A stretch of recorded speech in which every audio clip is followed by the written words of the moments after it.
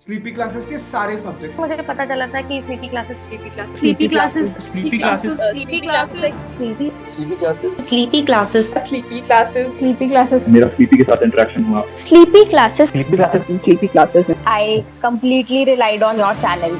Sleepy की videos भी देखी है। Sleepy Classes Sleepy classes is one of those मतलब institutions जहाँ पे सभी टीचर अच्छे हैं. Hi everyone, my name is Kushali Solanki and I have secured rank 61 in UPSC CSE 2023. So the thing which helped me was actually a good GS score, because in GS I have scored 462 marks and last year I had scored 408 marks. So around 60 marks improvement I have achieved this time, and I would be telling you via this video that which actually helped me, what all did I do extra.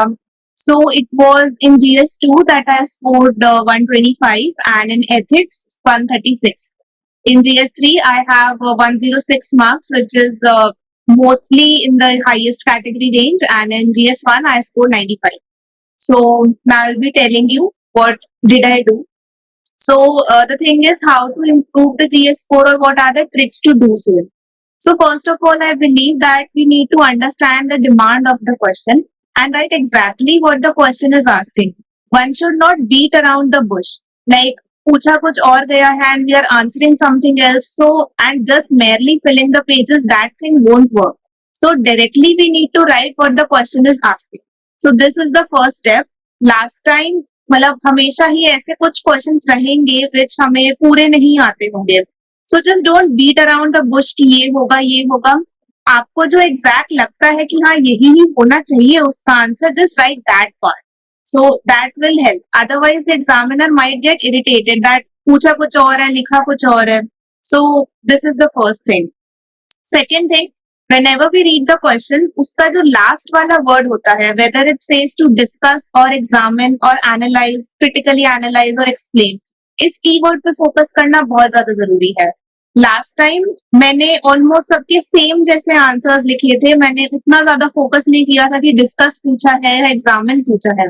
So this time मैंने इस चीज को अच्छे से पढ़ा कि what actually these keywords mean, and I will be telling you in short आगे इस वीडियो में कि ये इनका अलग अलग का मतलब क्या होता है. सो ये जो वर्ड है ये बहुत ज्यादा इंपॉर्टेंट रहता है. इस बार मोस्ट ऑफ द क्वेश्चंस थे वो डिस्कस बोल रहे थे. So discuss में क्या होगा कि we'll write what is asked, we'll also give one or two उसके negative points, and then just don't forget to give the way forward or the solution. तो solution वाली चीज है ना वो बहुत ज्यादा important होती है. So this is the thing, and now let's say आपके पास कोई question आया है and for example what are the effects of water pollution is the question. ऐसा कुछ मिलता जुलता question इस बार आया भी था GS1 में.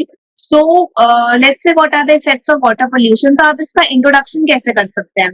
So for introduction you can mention the data, the facts or the figures, or let's say the नीति आयोग's report और WHO का रिपोर्ट या कुछ भी इंटरनेशनल नेशनल रिपोर्ट से अगर डेटा को मेंशन करेंगे that so and so level का पोल्यूशन हम फेस कर रहे हैं, तो इससे एक एग्जामिनर पर अच्छा इफेक्ट पड़ेगा that we are writing the correct data and this data is also related with the demand of the question.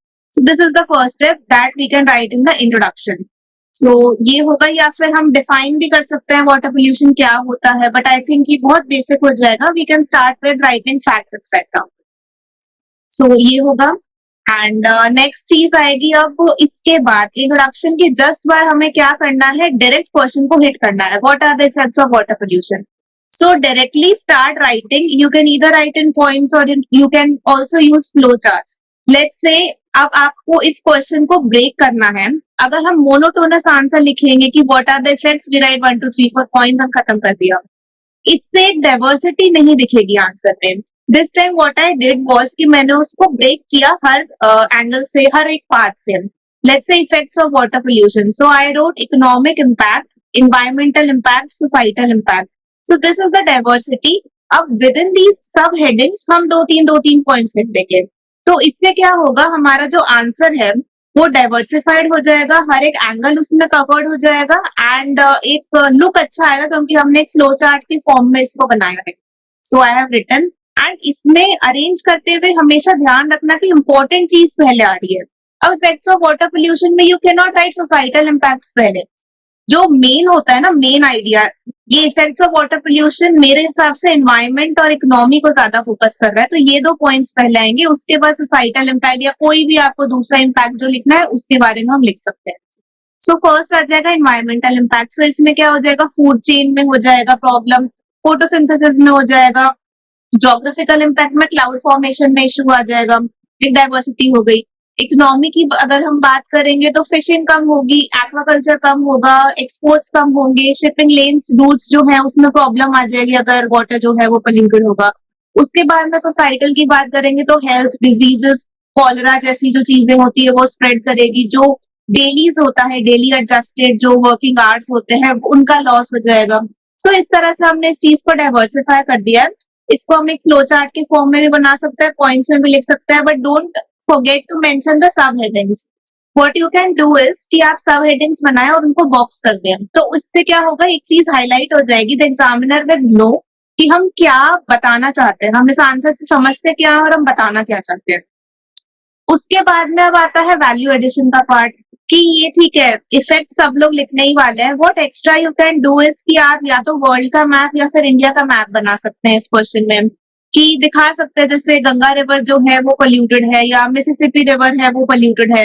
एक छोटा मैप, बहुत ज्यादा बड़ा नहीं बनाना है, बहुत ज्यादा स्पेस इस चीज को नहीं देनी है, बट इतना कि थोड़ा फिट हो जाए एंड थोड़ा एक वैल्यू एडिशन की तरह वो लगे कि हाँ ठीक है हमने ये बताया है। So this is what you can right.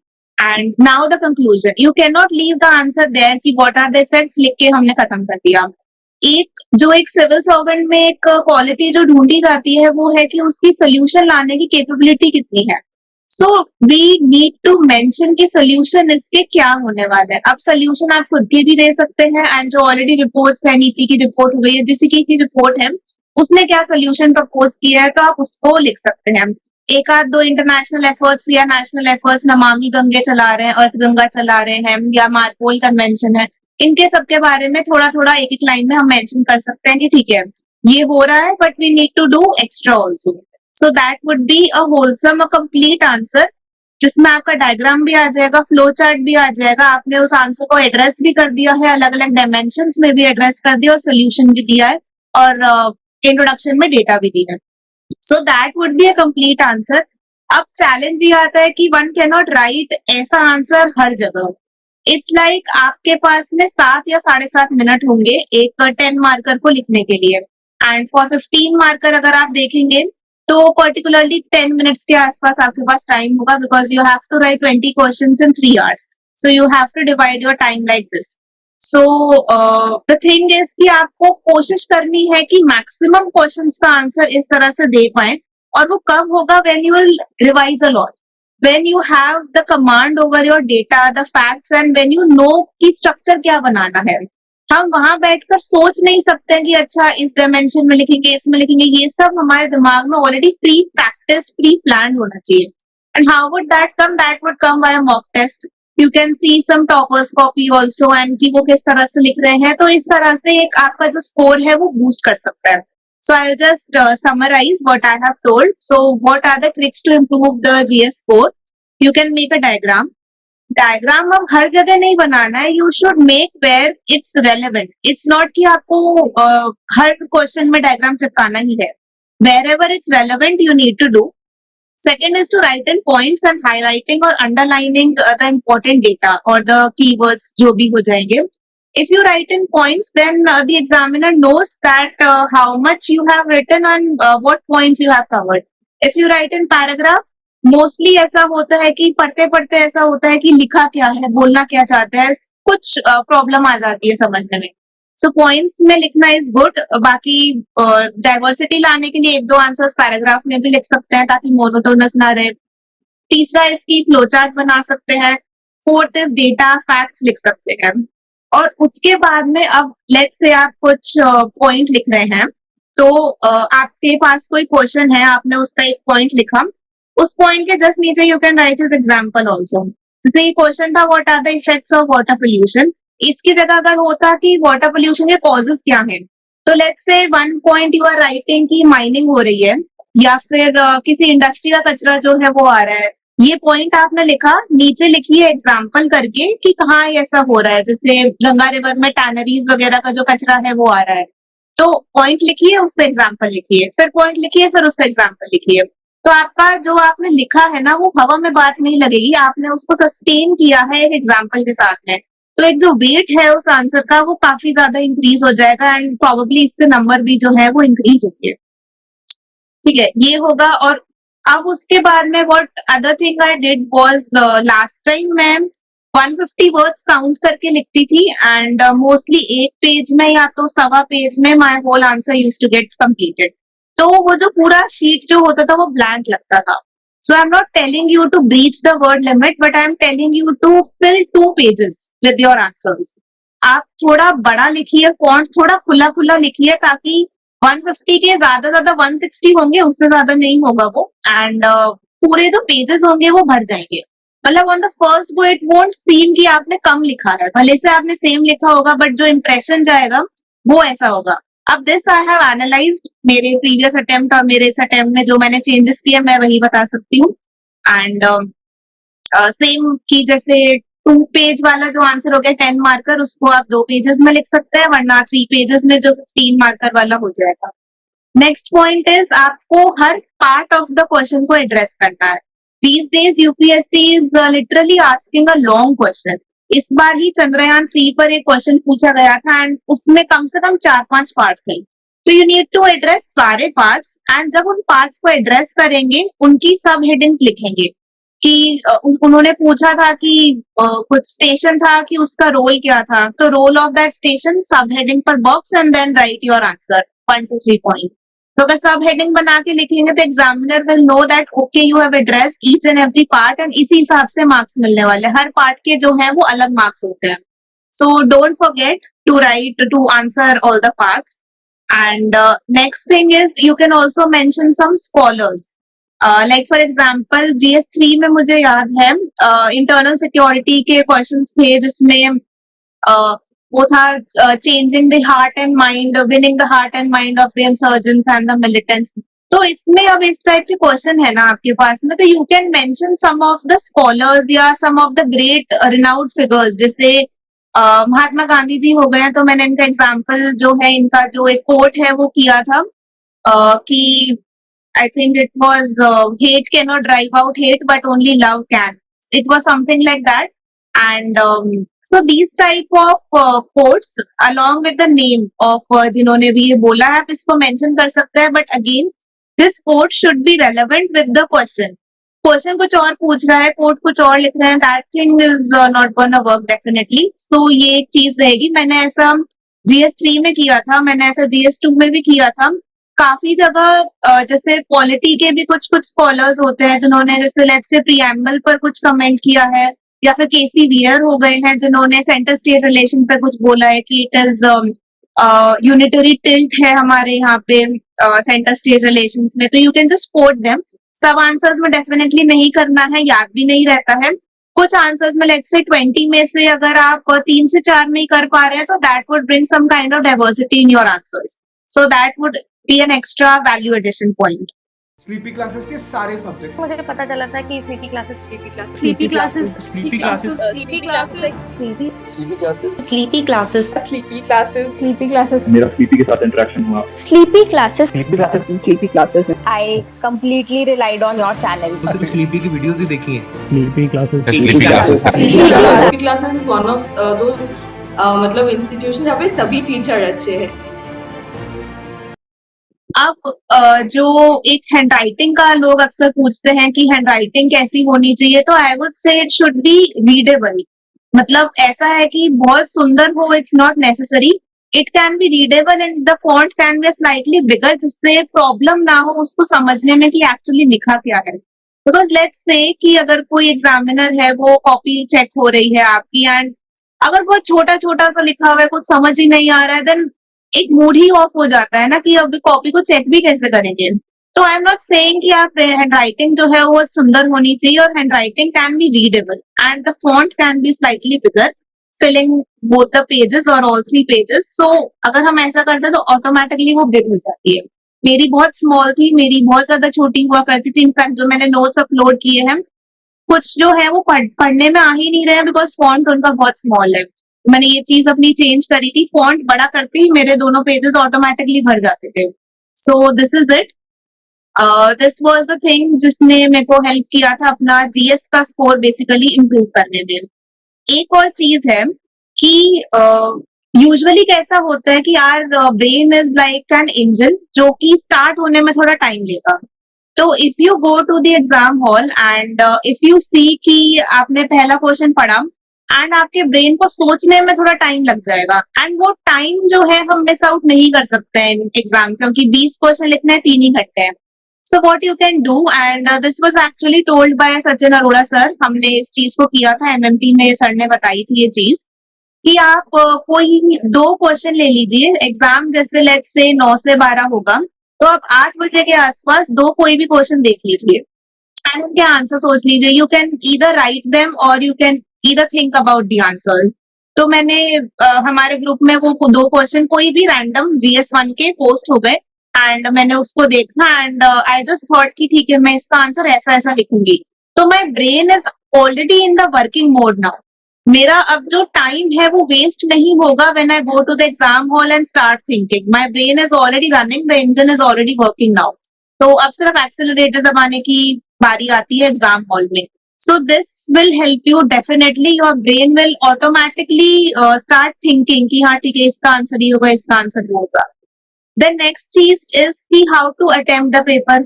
तो what you can do is कि जैसे मैंने किया या आपका अपना अलग तरीका हो सकता है कि जो first 5 क्वेश्चन है 10 मार्कर वाले, I used to attempt those questions first. उसके बाद में I used to attempt the question number 11 से 20 वाले, because वो 15 मार्कर्स हैं एंड उनको लास्ट में इसलिए नहीं करना चाहिए because there is probability time कम होने की वजह से, टाइम पॉसिबिलिटी की वजह से क्वेश्चंस छूट जाए। तो यू कैन नॉट अफोर्ड उन क्वेश्चंस का छूटना। That's why question 1 to question 5 पहले कर सकते हैं, बिकॉज ये वो क्वेश्चन है जो आपका इंप्रेशन बनाने वाले हैं एग्जामिनर पर, because first impression last impression वाली बात रहेगी। तो these will be the question जो एग्जामिनर सबसे पहले पढ़ने वाले हैं, यूजुअली ऐसा ही होता है। एंड उसी में अगर आपने अच्छा लिखा हुआ होगा तो एक मेंटालिटी सेट हो जाएगी दैट ओके जो ये कॉपी आ रही है अब ये अच्छे बच्चे की आ रही है, जिसने एक सीरियस कैंडिडेट है जिसने पढ़ाई कर रखी है।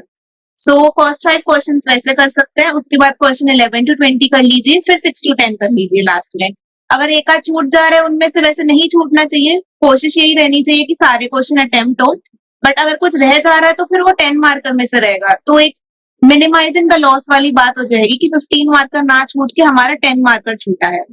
सो ये वाली एक चीज हो जाएगी। अब I told in the starting कि मैं थोड़ा सा कीवर्ड्स के बारे में बताऊंगी। So let's say first is discuss.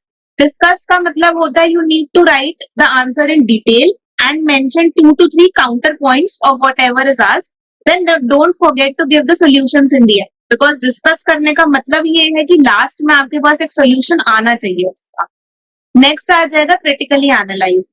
तो समझने से देखने से ही पता चलता है कि ठीक है हमें प्रोज एंड कॉन्स लिखने हैं, बट यहाँ पर जो कॉन्स हैं उसका वेटेज थोड़ा सा ज्यादा होगा बिकॉज आपको एक स्टेटमेंट दिया हुआ है and you are asked to critically analyse it. तो first thing you can write negative about that and then don't forget to write the positive also. एक चीज होती है बैलेंस करना। सो आप अपना सिर्फ आंसर नेगेटिव है सिर्फ पॉजिटिव ना लिखें, ऐसा मैं पहले करती थी and it costed me. So if you are writing negative तो आपको फोकस करना है, main focus can be on the cons but don't forget to write the pros of it and do not forget to write the supporting examples.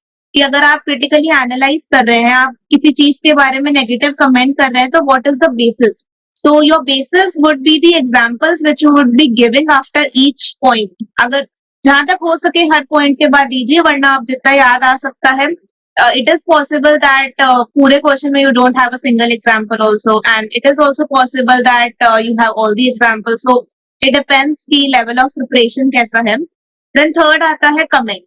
Comment means you need to give your own opinion after addressing the demand of the question. Your own opinion can be in favor or against of it, but you need to support it with the example. So comment का main keyword is you need to give your opinion. कि what do you think? That would mean comment. उसके बाद में आता है compare. So compare would mean you need to write both the similarities and the differences. For example, let's say it's like जो temple architecture है, Nagar and Dravidian, you need to compare them.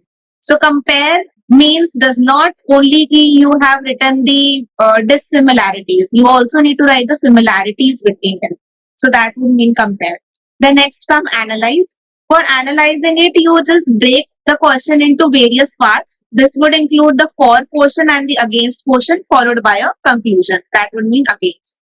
Then आता है demonstrate. Demonstrate का मतलब ही ये है कि then you need to show with examples to illustrate. मतलब कुछ एक स्टेटमेंट आएगा, वो बोलेगा डेमोन्स्ट्रेट, मतलब आपको उस चीज को सही ही बताना है कि हाँ ऐसा आपने जो क्वेश्चन में पूछा है वो चीज सही है, and you just need to support it with illustrations and examples. And similarly it's like describe, जो कि हमारा नेक्स्ट कीवर्ड है, तो we need to give a detail explanation as to how और व्हाई समथिंग हैपेंस. लाइक अगर कोई geography का question आता है, क्लाउड फॉर्मेशन को डिस्क्राइब करिए, तो you just need to simply say ki how and why it is happening. So that would mean describe. So that is it for the GST. Thank you.